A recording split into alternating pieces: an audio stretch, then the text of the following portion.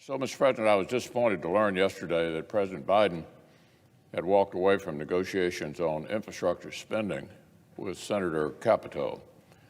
For several weeks, the ranking member of the EPW committee has been engaged in good faith on finding common ground with the administration. She's led several of our colleagues in literally exhaustive efforts to put a bipartisan deal within reach.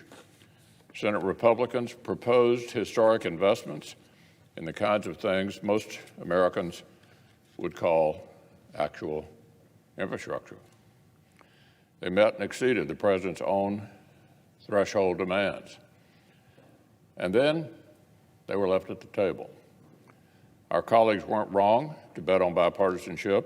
For one thing, it's what the American people actually deserve.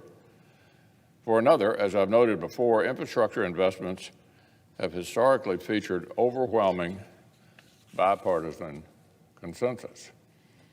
But an agreement requires that actually each side is willing to give up some of what it wants.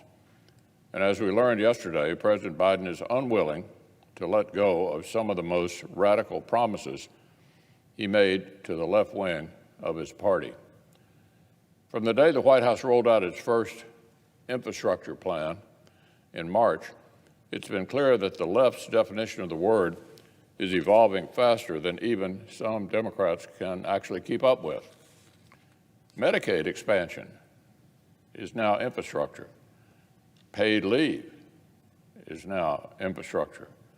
And job-killing tax increases to hold the assortment altogether.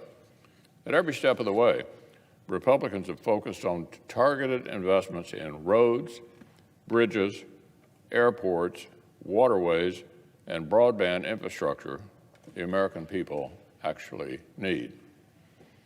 But yesterday, President Biden showed that his patience for the smart, bipartisan approach was wearing thin.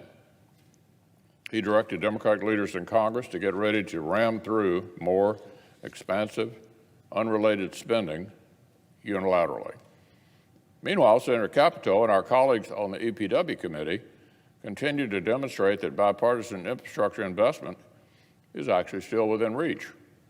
In April, the Senate passed their water infrastructure bill by a count of 89-2. And just a couple of weeks ago, the committee reported out an historic investment in surface transportation, and they did it unanimously.